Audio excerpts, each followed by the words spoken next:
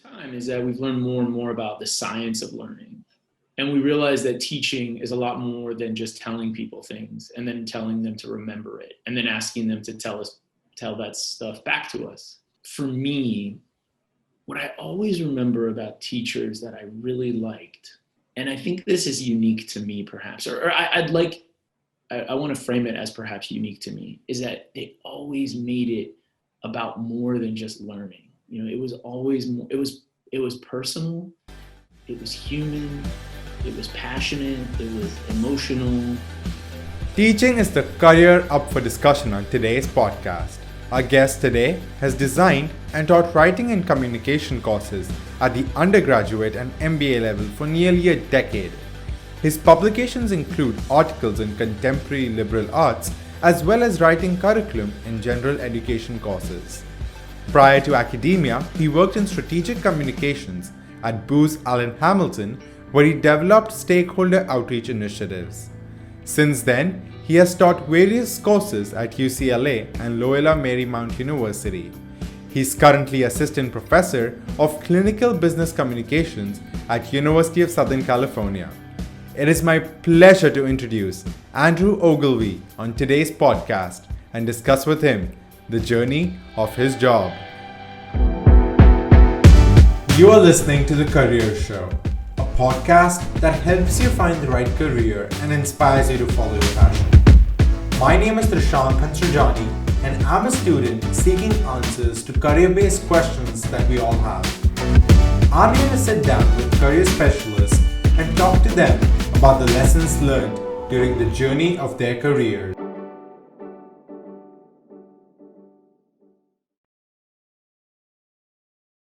Thanks so much for having me, Trishank. I'm honored to be here. Thank you. So, I want to start off by talking to you about your passion for teaching. When did you know you wanted to become a teacher, and what persuaded you to become a teacher? Was it one of your own teachers that inspired you while you were at school and university, or was it something else? I think like most people, what I've observed with most people is that the career that we end up in is not necessarily the career that we always thought we would go into.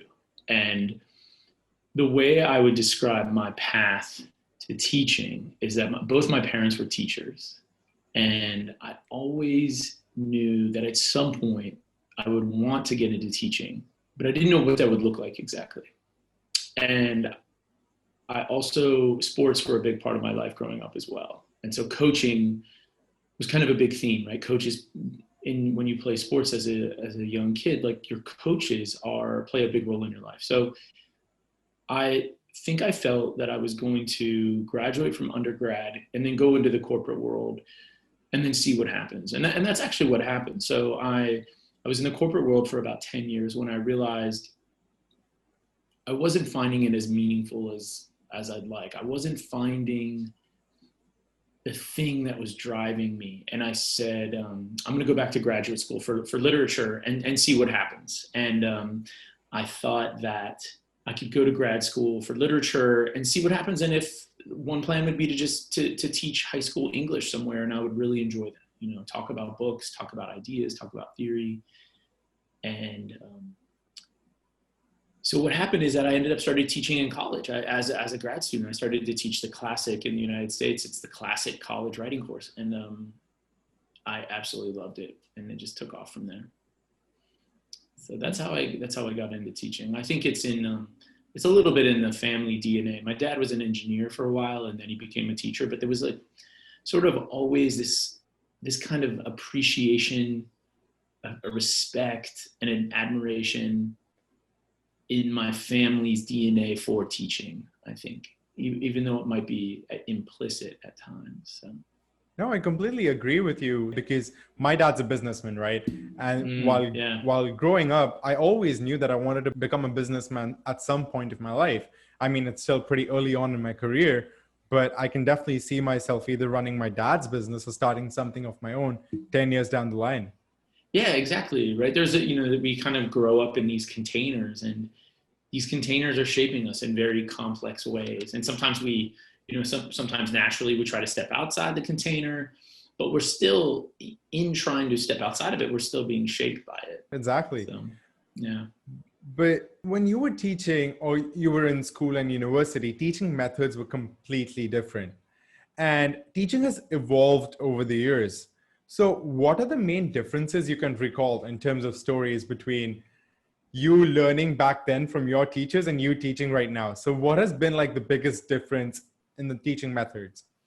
That a lot of what we think about teaching came from intuitive ideas about learning and communication. So, a general idea would be, if Trishank is a student of mine, I'm going to tell him some stuff, and he's going to absorb it, and he's going to learn, and that's teaching. And I think what's happened over time is that we've learned more and more about the science of learning. And we realize that teaching is a lot more than just telling people things and then telling them to remember it and then asking them to tell that stuff back to us. I do think that, there's always been great teachers. There's always been great teachers. And I think what happens is, for me, what I always remember about teachers that I really liked, and I think this is unique to me perhaps, I want to frame it as perhaps unique to me, is that they always made it about more than just learning. It was always more, it was personal, it was human, it was passionate, it was emotional. But I think what we realize more and more is that learning is really complex. That when someone learns something, and even defining what learning is really complex. So, Yeah, I agree with you when you say learning is complex, but do you think that in that case, you need to teach every student differently? this is a really complex question. And I think that any teacher must do is balance what would I like to do and what's possible. So if you're a fifth grade teacher in the United States and you have 40 students, sure, you would love to give each of them individual attention and craft something unique for each of them, but you also just have to make sure that everybody gets something, right? So for me, I think one of the things that I love about teaching at USC, and one of the things I love about the writing classes that I teach, is that they are small, about 19 students max. And what I do always say to students is that the most effective way for this course to work or the number one factor that will support learning in our course is the degree to which you and I talk with one another. And at the core, I can learn more about your thinking in our discussions, and then I can kind of go from there. But it's also helpful at the beginning of the semester to talk to students about what their dreams are, what are their goals. And so if I am talking to a student about a project or something, I often try to orient the project around their goals. So I'll say, oh, you're an accounting major, right? Well, here's how this project might, here's what we're learning this project might help for someone who wants to be an accountant. This is what I try to do. It doesn't mean that I always do it well, but this is what I try to do. I was in your class and I really enjoyed talking to you about my goals, my passions. And I think that's how you learned the most about me, which further helped you design the class in a way that was most helpful for me. And I think kudos to you for doing that. Thanks. But if I could talk about the three main questions that you're obsessed with, you've mentioned this in class. This is mentioned on your bio. You researched about this, you consult about this. And the three questions are, how do people learn? How do people use what they have learned? And how do you help people learn better? So I wanted to ask you, how did you come across these questions? But more importantly, what's your purpose behind focusing on these questions? Those are great questions. I think I've always been obsessed or just generally interested in learning, even my own learning. Like, how do I go from one state of not knowing to another state of knowing? And then what does that mean? What does that mean for me? So, but these questions, for example, the first one of like, how do people learn, began in my PhD program. And during my PhD in my field, writing studies, which is a group of people who teach and study writing in the United States, but also around the world too. mostly at the higher ed level. We study writing at the higher ed level and professional writing. There's this big question called the question of transfer. And the transfer is this assumption that you learn something in a class and then you transfer that knowledge when you go to write in another situation or context. And what we know is that it sounds simple, right? You learn something, you use it. But what we know when you really start to sit with it and focus on it is that it's far more complex than that. And that when you break it apart, you can kind of see you actually see these different phases. And one is just the learning phase. So you can't really study whether or not someone is using what they're learning until you really understand what did it look like when they learned? Did they learn that thing? And how do we define learning? So that question was a hot question in the field of writing studies when I was doing my dissertation. And those essentially are the questions that framed up my dissertation, where I studied 2 students over 5 years, and I studied what they learned and whether or not what they learned they were using it as they went to write in different scenarios. And I think for me, the purpose of these questions, I think that what we can often do as teachers, but also as a consultant. So I'm designing some communications training right now for a utility company. And if I don't ask this question, how are these people going to learn best? What I'm at the risk of doing, like if I don't sit with that question and think about it deeply, I'm just going to produce something that in many ways they could just sit, experience it for 1 hour and then it's just gone. It doesn't sit with them. They don't absorb it. They don't weave it into their, what we might call like a mental model or schema. And so I'm particularly interested in, it sounds funny, but I think like even the class that you were in, what I have to do is sell the class to you. I have to sell it. And I think a lot of people, understandably in higher ed, won't like the way that I describe that. The idea would be, well, we shouldn't sell classes to students. If they want to take it, they should just take it. But I don't see it as a problem. I see it as actually part of the learning and not separate from the actual subject matter.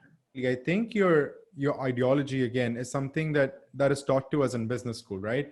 They tell us that when you're starting off a company, you should know the questions that you're trying to answer for your customer. And I think your customers are students, and you're doing a great job by asking those questions to yourself, which are most impactful to your customers that are students. That's a great point. And I often talk about teaching similarly to the way you just discussed it, which is, so if you're a company, my own view is, the number one thing you must focus on is who are my users, what problems do they have, and what problems am I solving for them? And your success, I would argue, rests on your ability to really get who these users are.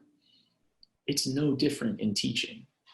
So the more I can understand my users, the people who are using the course, using the knowledge, using the tools, the better, the more I understand them, the better the course will go. So you're absolutely right. That is exactly how I think about it. That's amazing. And you said that you did your PhD, you were already teaching when you were a grad student. So becoming a teacher is such a long process, right? Because I think all that I'm going to do is like finish my undergrad degree. But becoming a teacher, you need to get a doctorate, you need to write and publish papers. It's a long journey. So what has been one of the biggest challenges for you as a teacher while going through the process of becoming a teacher? I think one of the hardest things about being a teacher while becoming a teacher is confronting uncertainty, and confronting not knowing. And so, for example, when I first started teaching, over 10 years ago, I had all of these ideas, and I think that I had a lot of enthusiasm and a lot of ideas, but I didn't, and this is fine, I didn't know a lot about teaching. I didn't understand a lot I didn't have a language for teaching. And that's really what you develop That's what I developed in my PhD program, but that's what I developed over time, just learning about learning, right? You need a language for learning.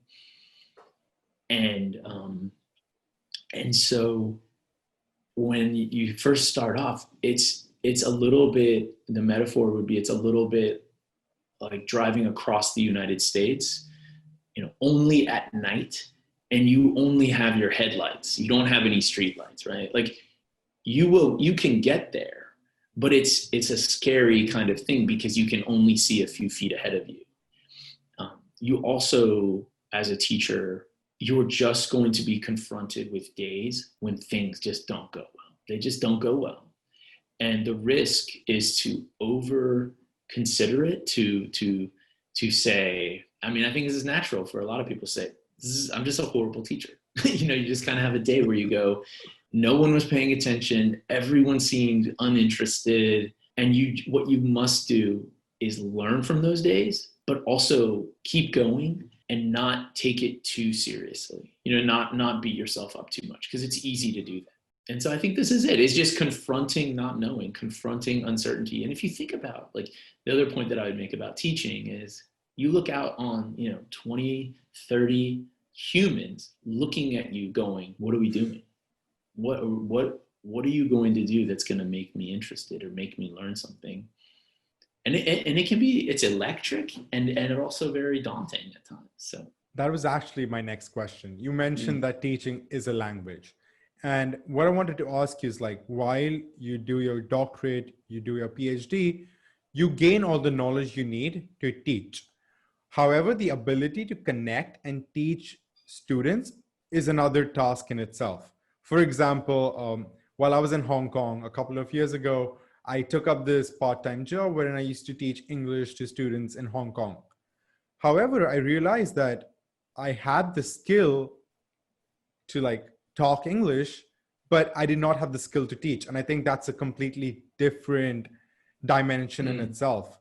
So do you think, like, people should be aware about this ability that they have to connect and teach students before they start off? Or is that something they learn as they teach? Can I ask you a question about your experience?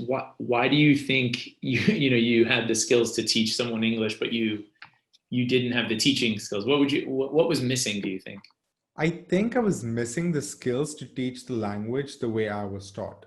The reason I can call myself a native English speaker is because my basics were really strong. However, I was unable to teach the same basics of pronouncing A, B, and C to the student, right? So two ways of answering that question.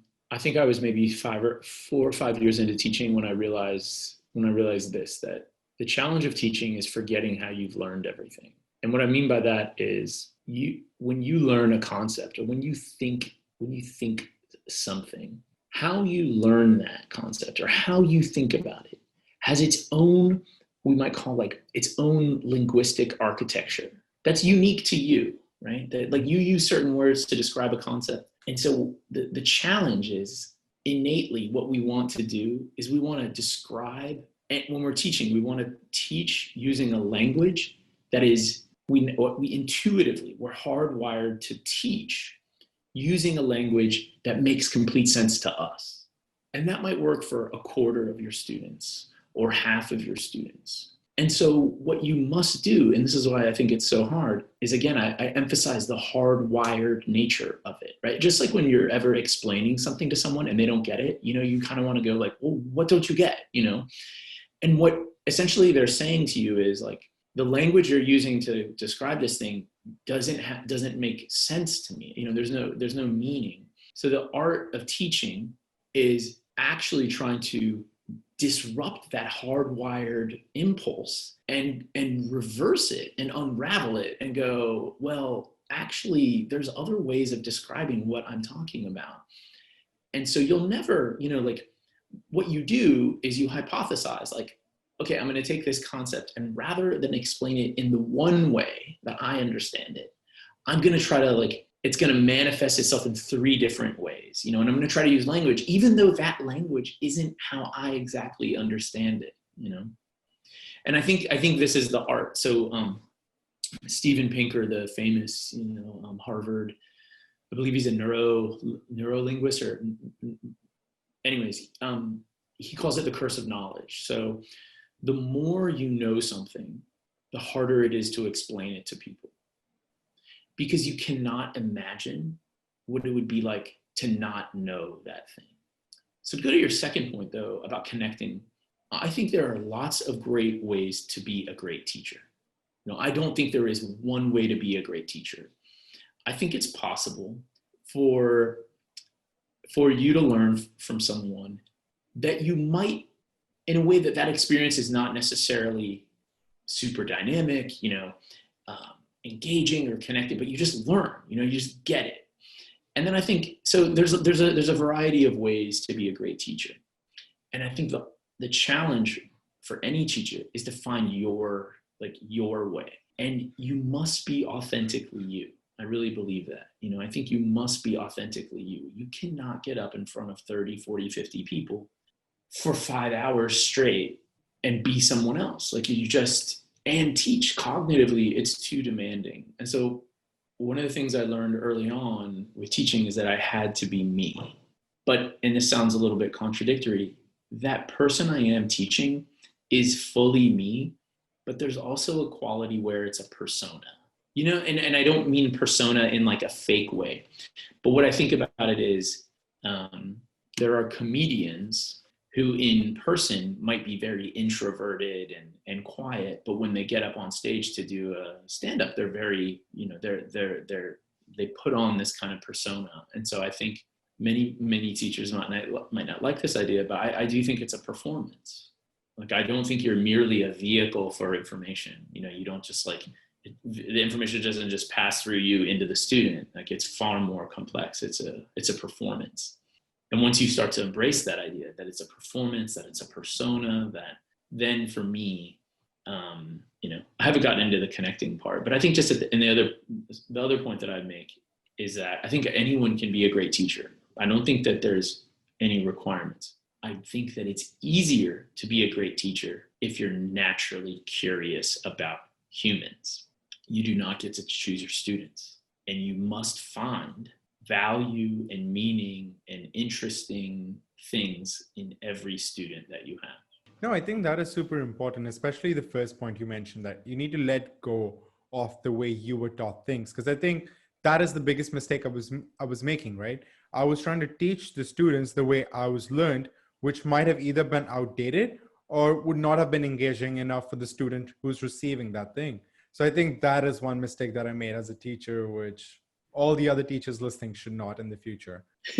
Well, what I would say is that let's reframe it, not as a mistake, but that you were learning, 100%. And then you have to build into your teaching practice time to not get it right. So maybe with this, and it's hard because you feel bad, I'm sure, right? You're like, 10 minutes and we haven't, but that's part of the teaching practice. And that if you do that multiple times and then you try some stuff, you finally get it. It's a really nice moment. But talking about the connecting aspect with students, right? Attention span of my generation and the generation after me is reducing year after year. So how do you make sure that students stay focused and attentive during classes that last for as long as an hour? I mean, I know it was super hard for me when I was in my freshman year, sophomore year, and junior year. In fact, even still, especially when it's online, it's even harder to concentrate because I have so many distractions around me in the house. So how do you think a teacher navigates through that problem?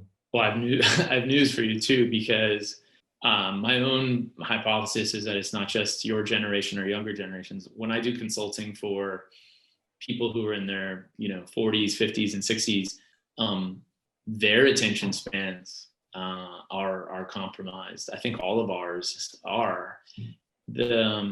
It's such a good question, and I think it goes back to the point I was making earlier, that it begins with selling the knowledge, selling it, right? That it's my responsibility to get you to care about it, to find ways to unlock in you the belief that I should pay attention right now because I need this knowledge, and I didn't know I needed it.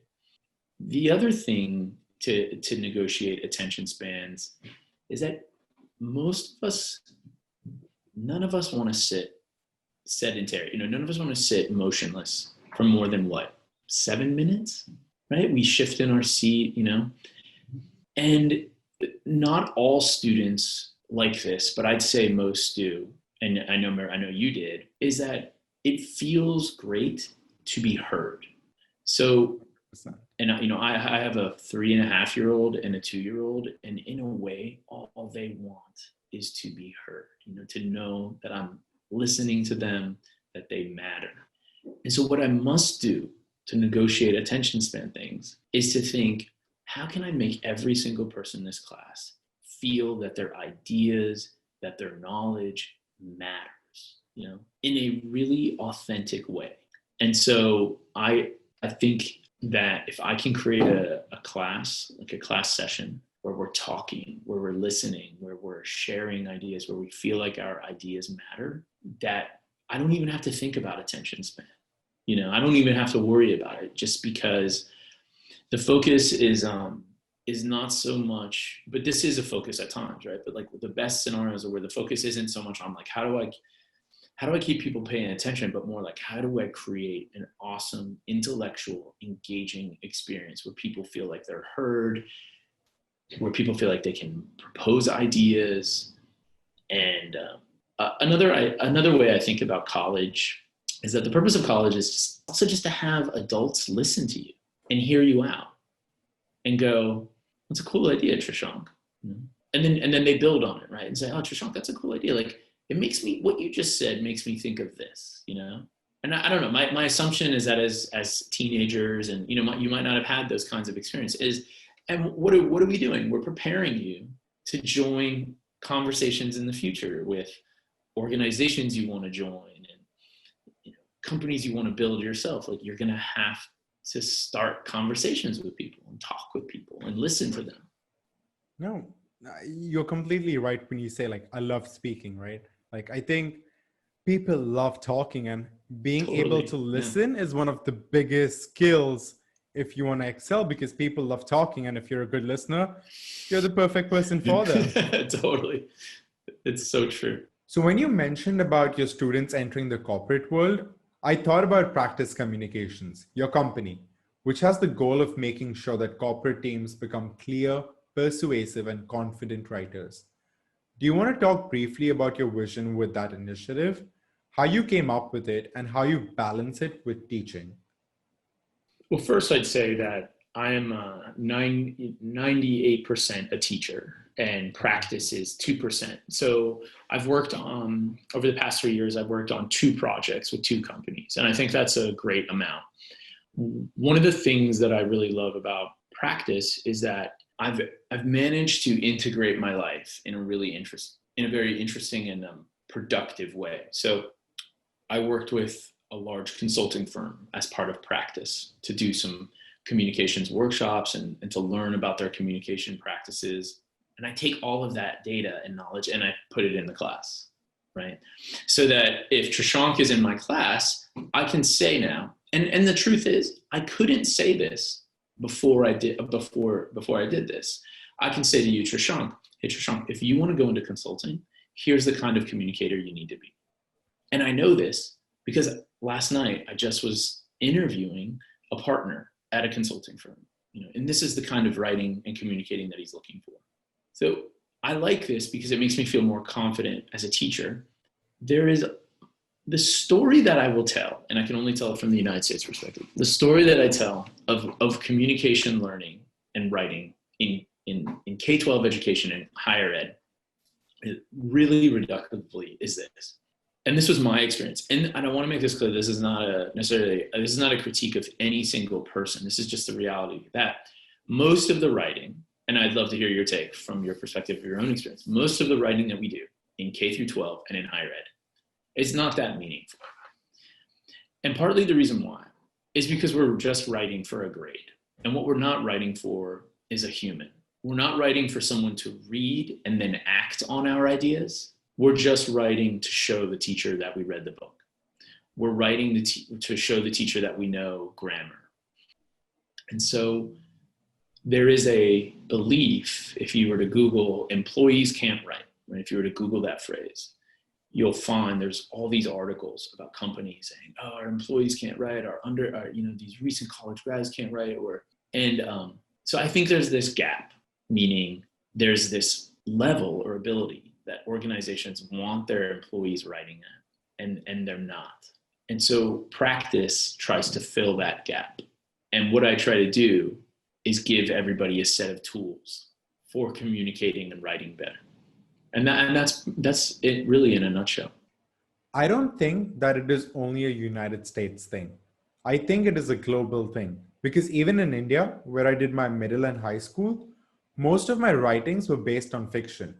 A lot of my writing assignments were subjective, making it harder for others and especially my teachers to understand, because I was solely writing for myself. So I really like your vision with practice communications, and best of luck for it. There are a lot of good reasons to write for ourselves. Like, I think it's great to write fiction. I think it's great to write poetry. The challenge is when it's hard to grade those things when you're just, if a student is writing for themselves, how do you grade it? But the second part is that we also need to do writing for other humans. Correct. Like, how do we give someone directions to get somewhere? How do we communicate someone an explanation of a new software tool that they need to use? Like, this is important stuff. So yeah, no, completely agree. But we spoke about your students. I wanted to know, what kind of a student were you while you were growing up? Were you one of those mischievous ones, or were you like who always went after the teacher and spoke to the teacher all the time? I was a powerfully mediocre student. And what I mean by that is, and I laugh about it, but the truth is just that I liked my teachers and I was engaging with them. I'm a quick thinker, I'm not organized, right? I'm not a very organized, like I'm a quick thinker. So I could think quickly on my feet in class and come up with an answer or something like that. But I wasn't good at like the long-term substantive, spending time with a project. And so that's the kind of student that I was. But when I did like something, I could really throw myself into it. But you said you were an engaging student with your teachers, and that's something that I was talking about, right? So do you look for similar students in class, like your class? And was I one of them? Yeah, no, definitely. Because I think that I was born, part of who I am is just I like connecting with people. Mm-hmm. I almost feel odd if I don't connect with someone. If I'm working or teaching or, engaging with them in some relatively intimate experience, yeah, you and I are similar. You're just interested, you're just genuinely, I remember you and I, our class was really late at night, right? And we would walk, we would leave for Tita and we'd have these great discussions. And that to me is the stuff of college, the real, I'm learning a lot from you all. And it's a two-way street. Yeah. Oh yeah, for sure.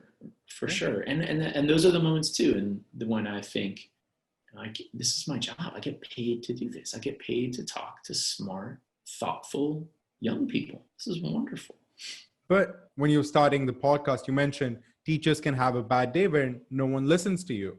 So do you think that some students can be rude and insulting in class?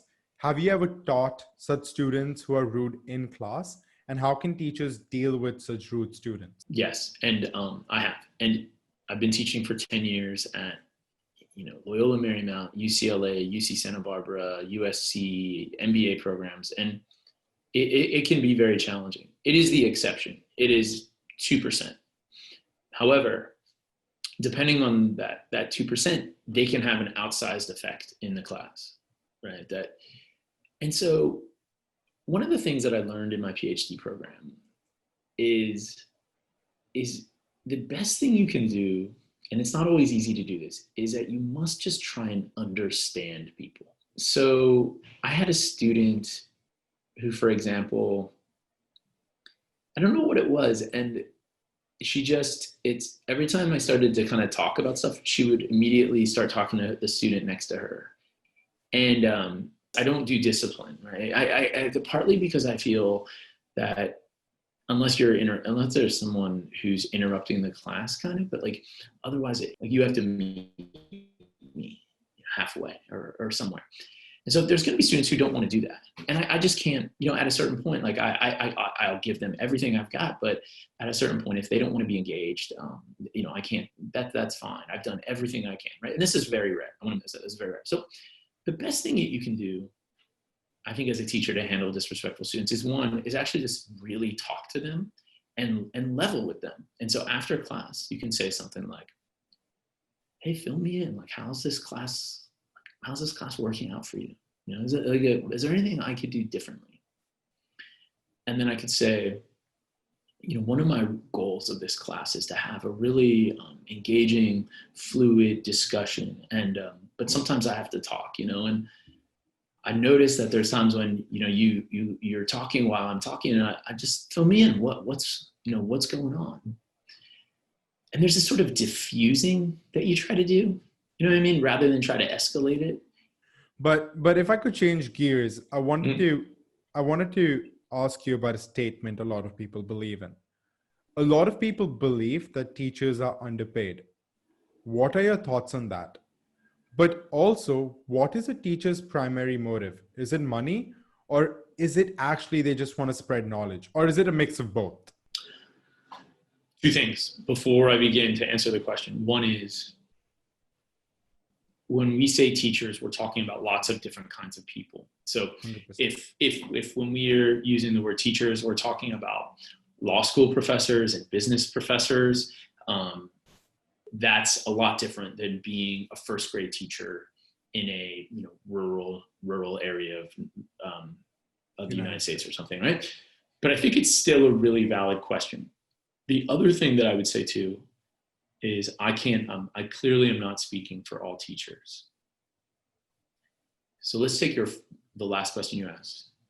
Do teachers do this for the money? And I believe in general, people go into teaching because they're really passionate about a particular topic and they just want to share it with people. They want to share it with young people. And I do think that, so there's been a discussion in the United States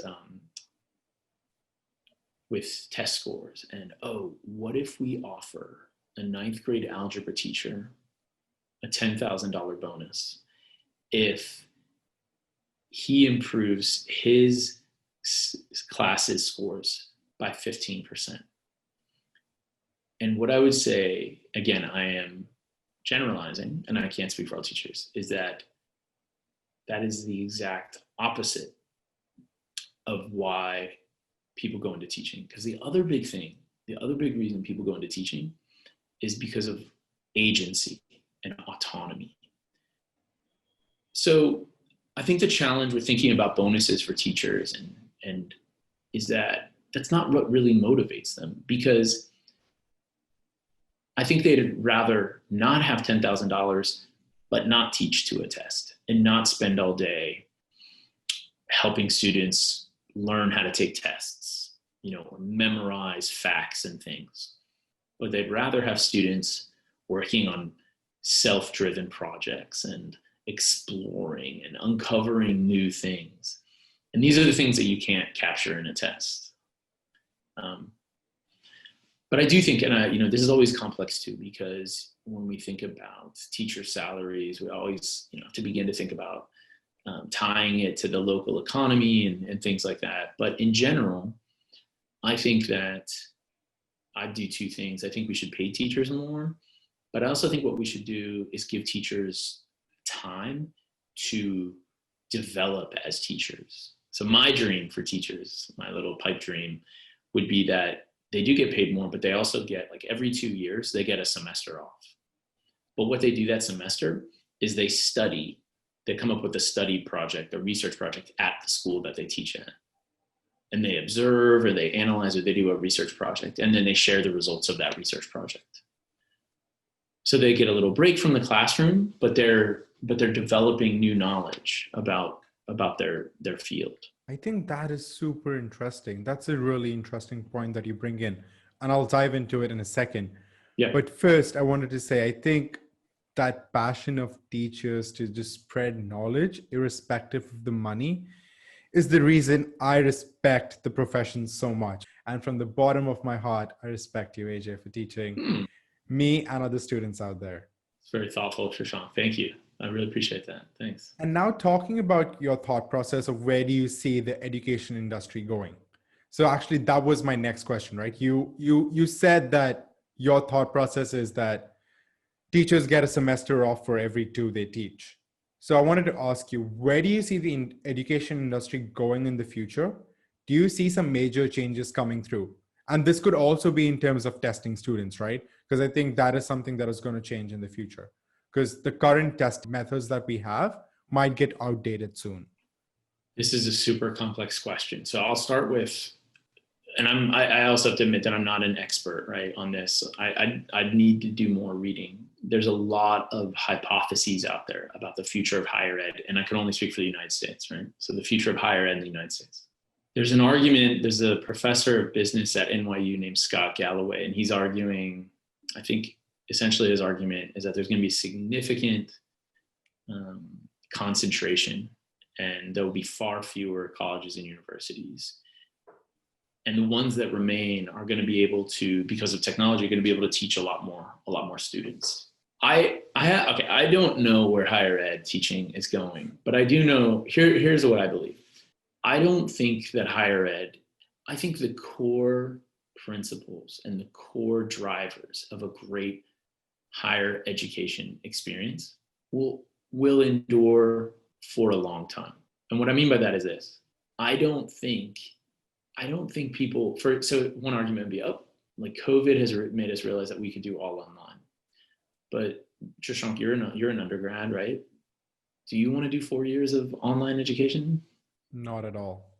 Right. And I think that now this does not mean that online can't work. And that if you think about the number of students go like in higher ed in the United States every year, I'm going to guess a couple 100,000, or maybe more than a million or so, probably more. There's a lot of variety among them, right? So if 10% of them want to do a 4-year undergrad all online, I think that's great. And if it works for them, I think that's great. But, and this is probably too simplistic, but do you remember when, you might be a little young, but maybe not. Do you remember when the Kindle came out and ebooks came out? Yes, I do. And do you remember what everybody was saying? It won't work. Yeah, or I actually thought what people were saying was like, this is the end of the printed book, that why would I buy 10 paperback books or hardcover books when I could put them all in one? People don't like ebooks at least the way that we thought they did. And so, but I mean, the hypothesis was that this is it, it's over, we're never going to have books again. And I think a lot of the claims that's just sometimes how I feel about the claims about higher ed, that higher ed is over, that you can, there's just, instead of 4 years of education, there's going to be a 6-month certificate that you get. And I just still think, and we don't necessarily have the data to prove this, but I just still think that there's just something about a 4-year in-person experience that's really powerful. That changes people for the better. I think the main problem with online education right now, and correct me if I'm wrong, is that we are using the same techniques that we used for in-person classes for online classes, which I think people will learn over time and will make the required changes, which will make online education way more thoughtful and way more useful for students who want to do online. But I do agree with you that in-person classes won't go anywhere, because that's the best way to learn, by meeting people in person and sharing ideas. I think you're totally right that if you're teaching online, you have to try things, right? You have to try new things, and it has to be different. It must be different. And so I'm teaching this MS in a communication course in the MS in marketing at USC, and I really love it. The students are amazing, and obviously this is all online. And last week I started off and I said, you know what? I was talking to some people who have corporate jobs, and we were talking about what's the difference between corporate life in the COVID era and corporate life in pre-COVID. And my own theory is all of what's missing, and it seems small, but it's not, is what I would call like hallway chats, hallway talks. And so if you think about the thousands of little hallway talks you have when you're walking to a meeting or walking back from a meeting or walking to the lunch or whatever it is, we're not getting those, right? We're not getting those. And so I just said at the beginning of class, I was like, we're just going to do a hallway chat. So I'm just going to, we're going to do breakout rooms. I'm just going to do random rooms, and you're just going to talk for 10 minutes about whatever you want. And of course, my fear is that after 3 minutes, everyone's just staring at each other, and that, or everyone's just off, they've left or something, right? But I just said, I'm going to give it a go. And I think it went really well. And students, one of the students actually after class said, hey, like we should do more of those, And so for me, it's an example of you have to rewire your thinking, and that you're not just delivering content, you're not delivering information. That I feel for a student who, I was talking, I'm not teaching first year students, but I have one class and I have a couple of first year students, and I'm like, oh, your first college experience is just all on Zoom. What can we do for you? What can we do to make you feel connected? And I'm still looking for ideas. No, great job on that creativity to create breakout rooms. I think it's been a great podcast, and I want to end it by asking you my traditional last question, which people usually find tough. And it is, what is one advice you wish you had received when you were starting off your career as a professor or a teacher? This sounds crazy, but it wasn't until I was maybe 4 or 5 years into teaching that I read this book, and it was only like half of a chapter, but it talked about basic teaching principles and how people learn. And for some reason, I just never had learned those. It's basically that I learned 4 or 5 critical learning principles that completely changed how I taught my classes. They became a format, a template, that of course that I could adapt, but I did not know these at the beginning. And so I think for anyone getting into teaching, there's a couple great books out there, and it's just basically like the science of learning. No, it's not even about subject matter, it's not about, but it's the science of learning. People need examples. People need repetition. People need to see things in different contexts. And I can't believe I didn't know that at the beginning. I think that is really great advice, to just know your basic principles, but more importantly, also what you mentioned earlier in the podcast is be creative and look at your students and answer the questions that they want answered. And with that, I would like to thank you, AJ. Thank you so much for being on the podcast today. It was really great having you, and I'm sure this is going to help a lot of teachers out there.